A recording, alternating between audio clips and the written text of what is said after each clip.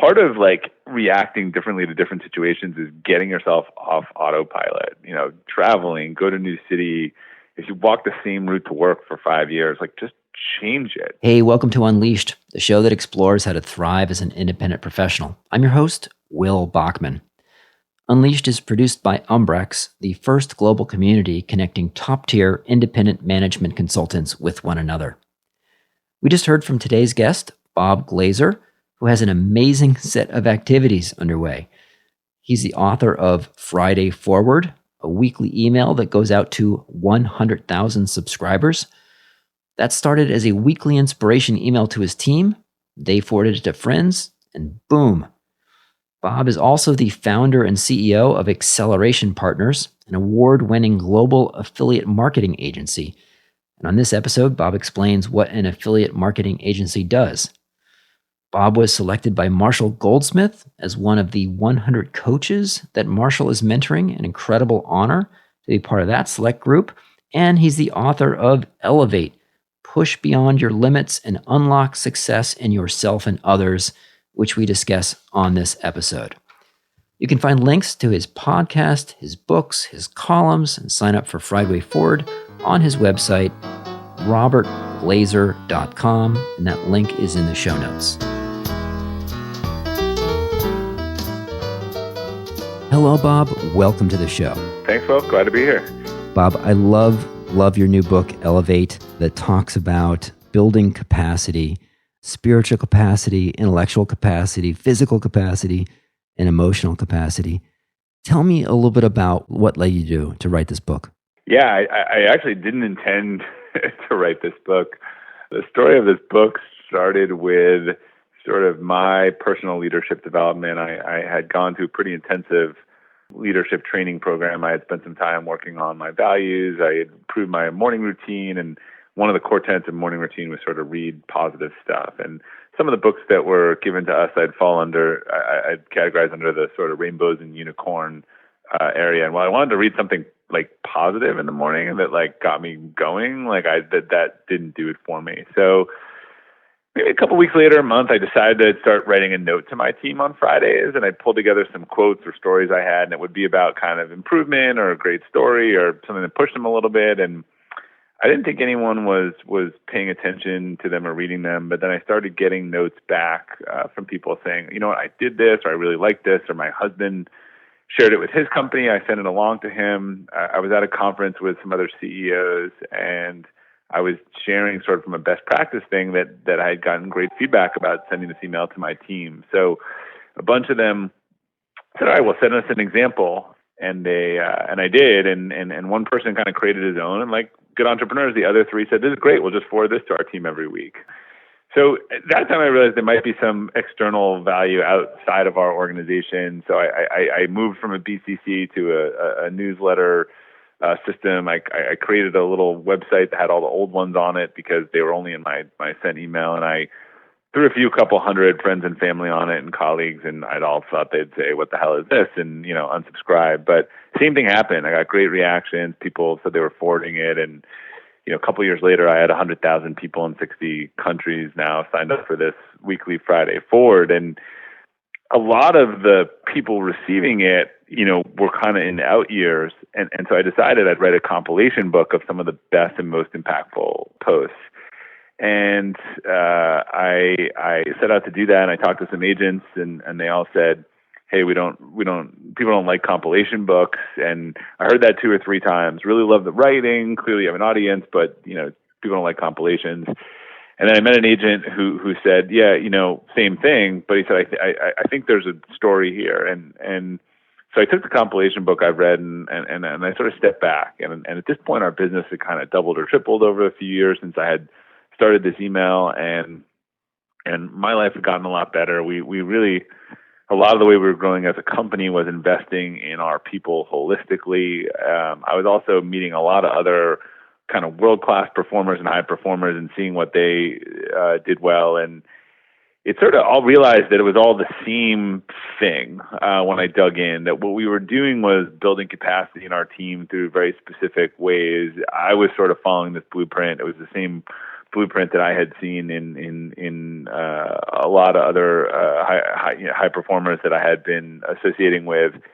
And that sort of led me to this framework and the 4 elements of capacity building as sort of a way for people to tap into that.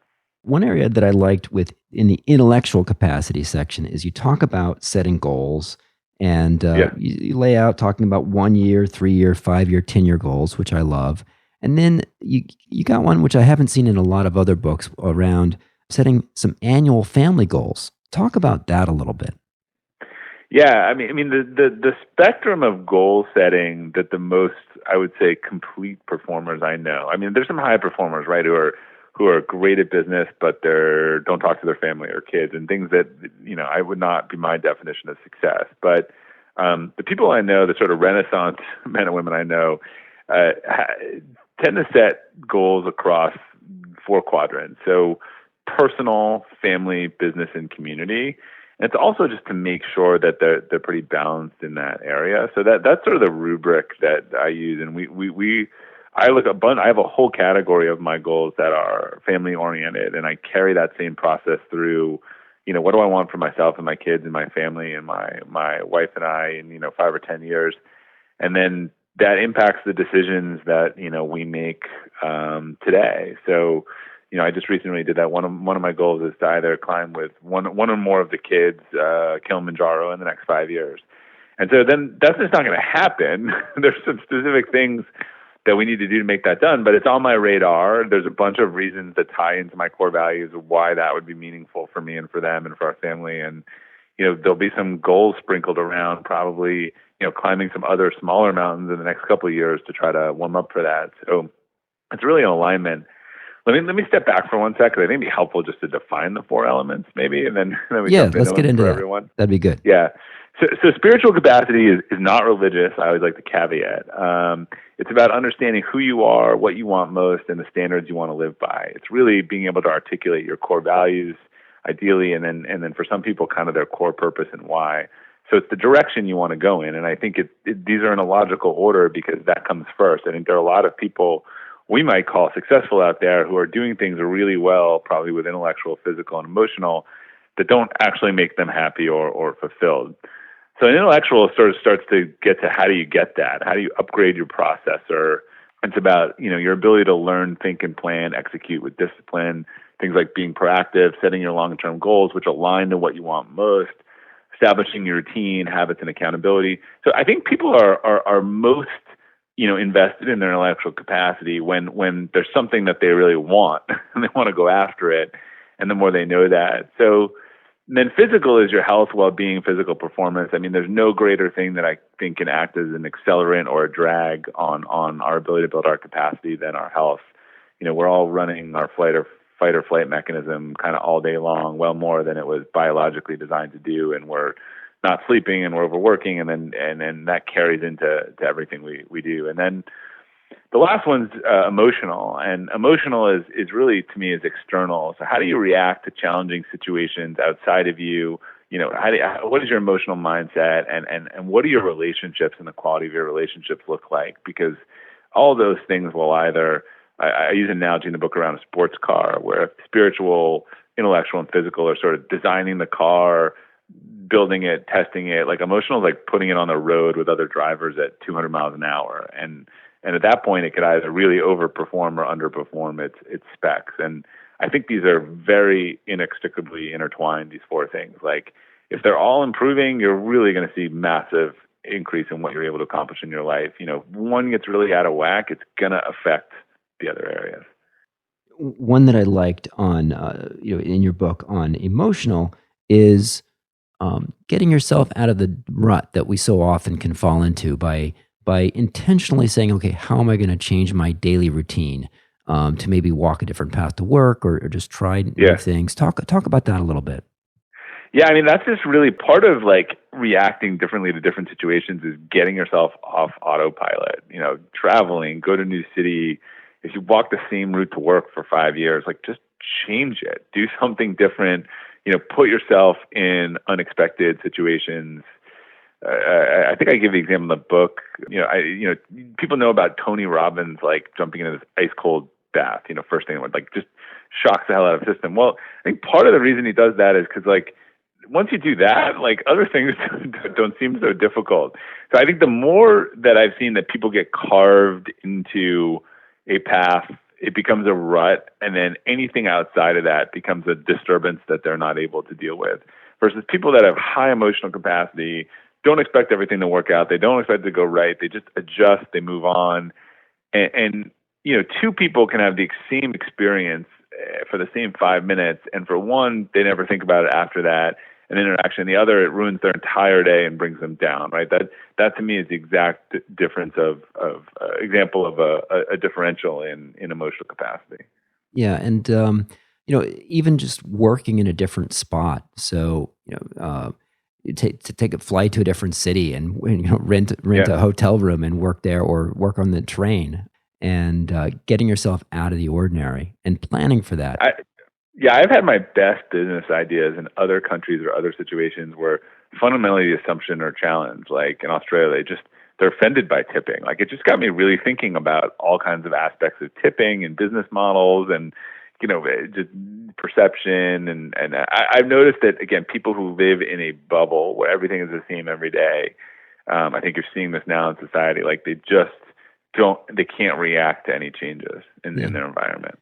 And you don't have to fly to, you don't have to fly to Bali to get out of your normal thing. You can intentionally say, okay, what are some places that I've never eaten lunch before? Let's go there. Right. A popular one is like go to a Toastmasters thing in your own town if you want to get uncomfortable. It's not that expensive, and you don't have to go that far. Yeah. Or there's probably 5,000 meetup.coms going on in New York City this week. Check one of those out. So in the intellectual capacity, there's one that I want to ask you about there, which is a mastermind group. Yeah. Talk a little bit about the benefits of that, and for someone who maybe doesn't qualify for Vistage or the YPO, how can you go out and create your own mastermind group and get some of the benefits of that? Yeah, so it's interesting. So mastermind groups, I think, are attributed to Napoleon Hill from his book Think or Grow Rich, probably almost a century ago at this point. And it's this notion of a group that collectively is working together to get better. And it is actually the framework of like Vistage and YPO and EO, the forum concept. It's also the framework of AA and a lot of self-help organizations around just, it's really about everyone getting better and setting standards.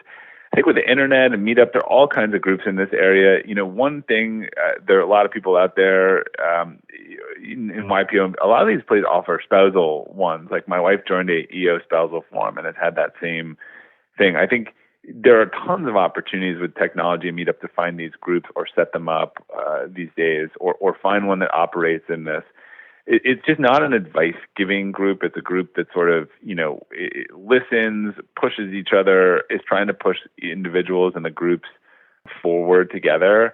One of the core tenets, and I think this is hard for people to understand, is that you need to do this with people outside your core friendship and day-to-day, because that gives you the safe space to do that. I think if a bunch of people that all hang out together or a book club try to do it, it's too hard because they're just too intertwined. They know each other's story. There's too much bias. One of the tenets of these things is you don't give advice. People present challenges. You talk about opportunities. You work on things together, and it just helps to have some distance from your day to day. So you have to look a little harder outside the business world. But I think with technology these days and communities coming together, you're finding a lot more of these in different places, and people are understanding and using the word sort of like a forum structure. And applying that to different things. I mean, my wife is actually in one now, kind of she's in another one with sort of a religious oriented group that was about leadership, and they didn't know each other, but they're all looking to kind of advance, and so they're out there. You just have to look a little harder outside the business and self-help world. Yeah. So a lot of the listeners of the show are independent consultants. So let's say, number one, that a listener to the show, is able to identify other independent consultants, maybe in the same industry. Yeah. So we've got that set. We've identified some folks. What would you, in terms of real practically, do you need to do these in person? Is a Zoom video conference good? I think from the trust factor, you really need to do them in person.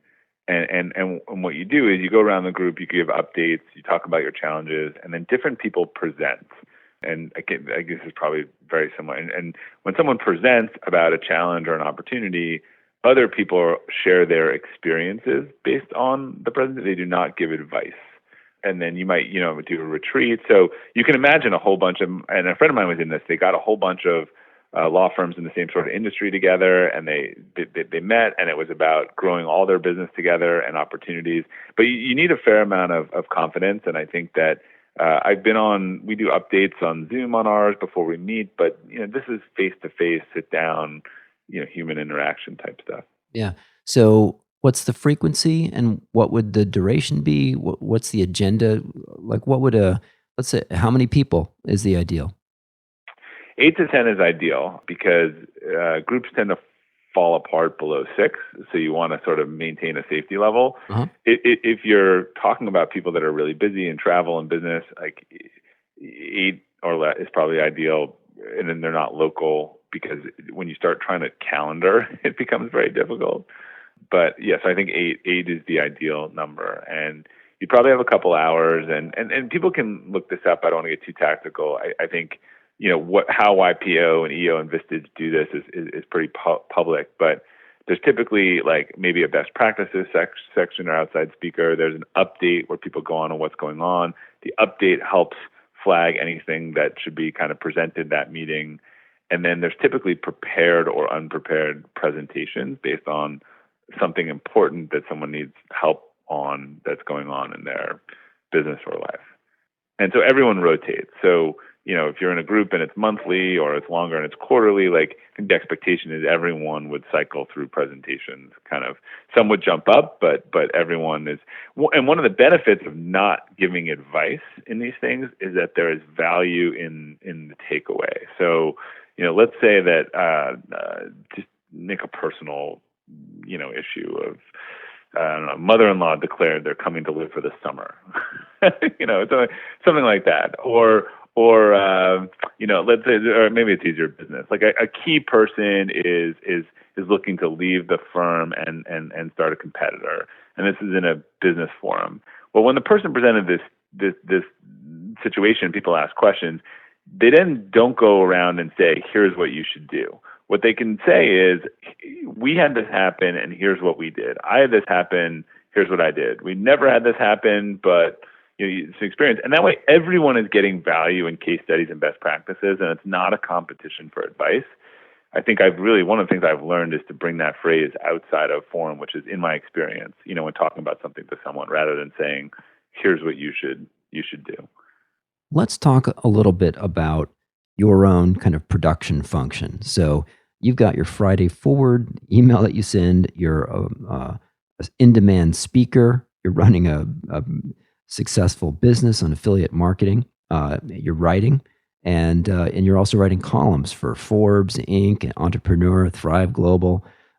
Talk to me a little bit about your kind of daily routine, your weekly routine, and some of the kind of how you manage to get this done.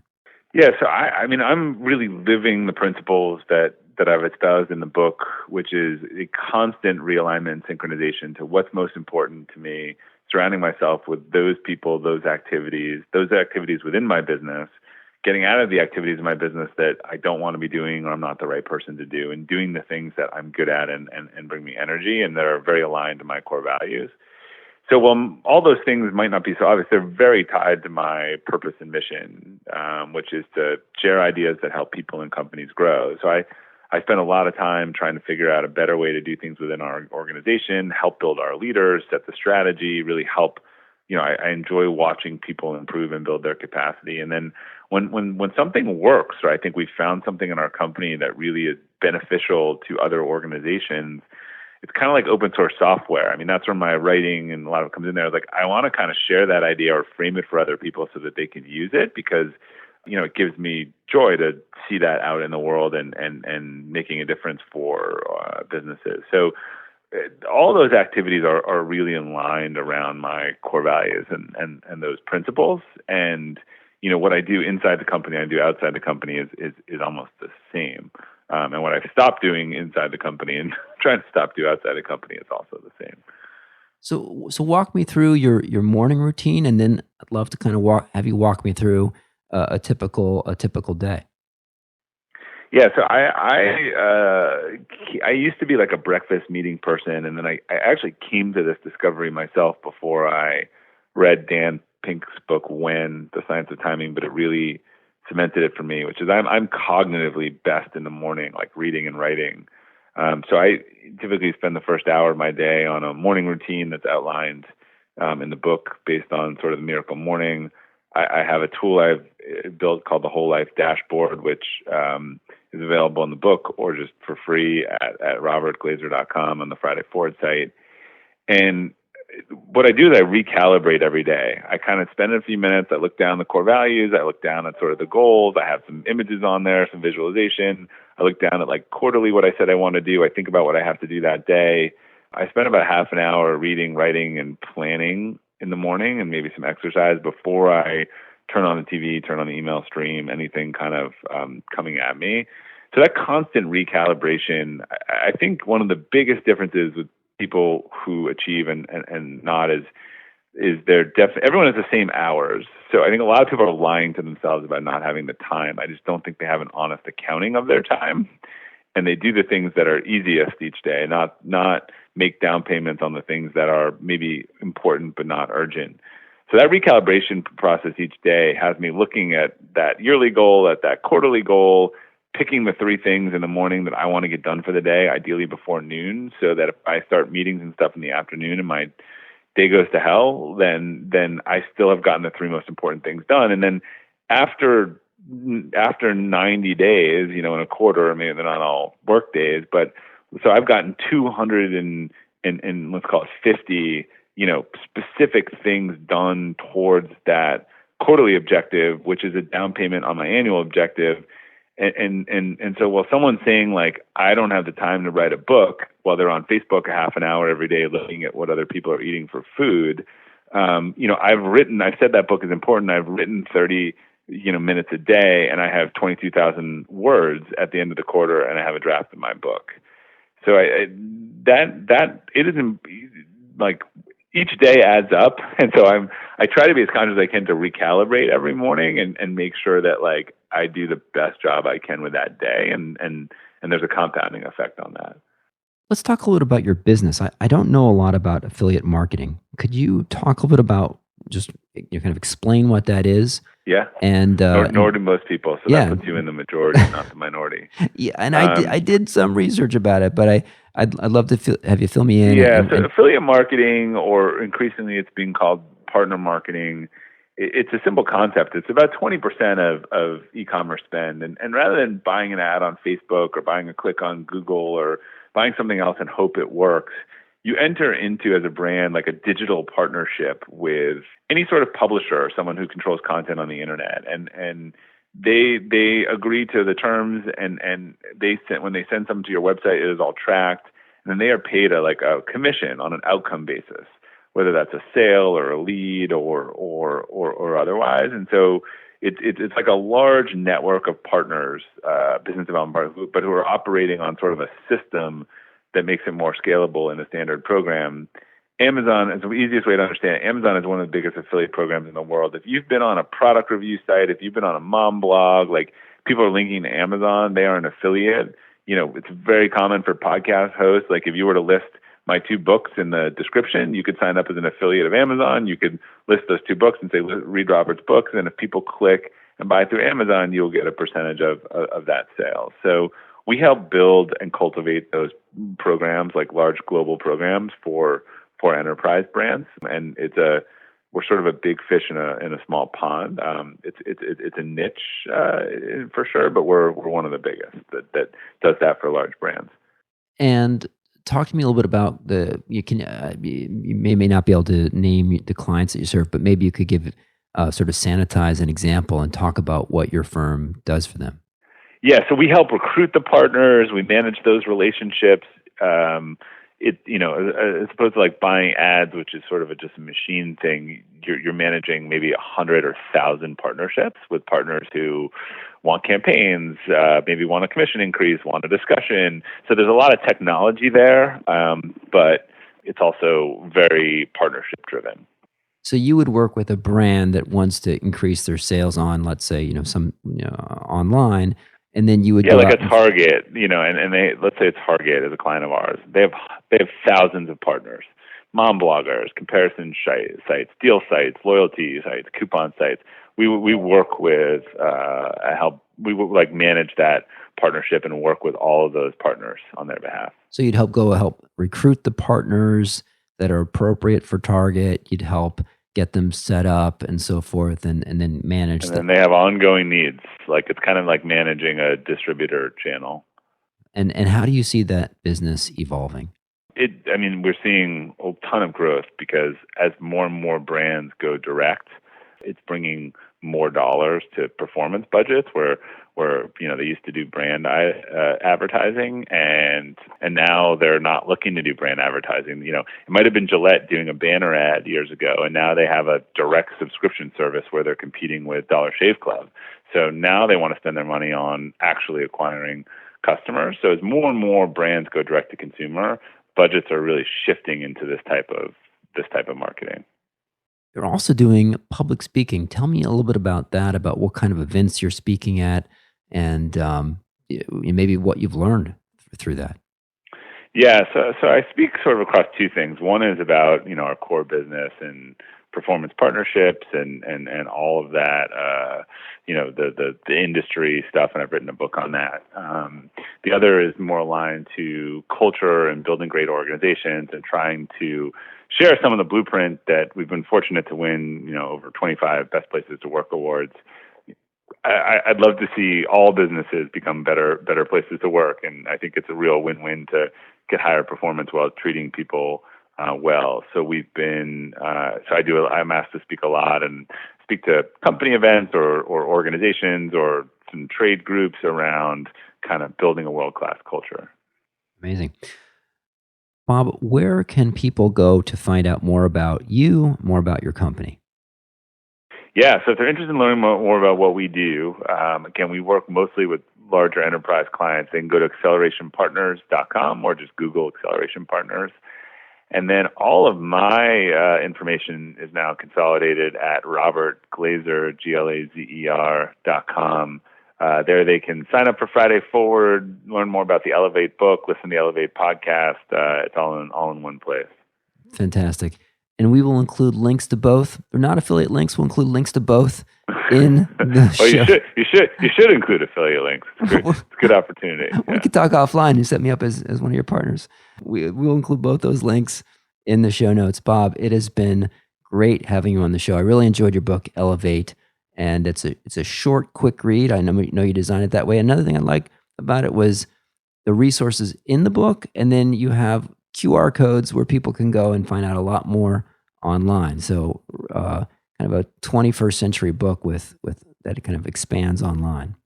Yeah, and I think it's designed a little bit for societal ADD, and a lot of people are like, I read it in a day, and I think you're seeing some shorter books where it's more action oriented, and you feel good that you actually read most people read a third of a nonfiction book, so you feel like it's not repetitive, and you can read it in a little over an hour and get a lot of value from it. And that's what I did. You read quick, but it has a lot, and it's a book that's worth really returning to kind of continue to digest and explore. And I got a lot of value out of it. So I love your book. Thanks a lot for being on the show. Thanks, Will.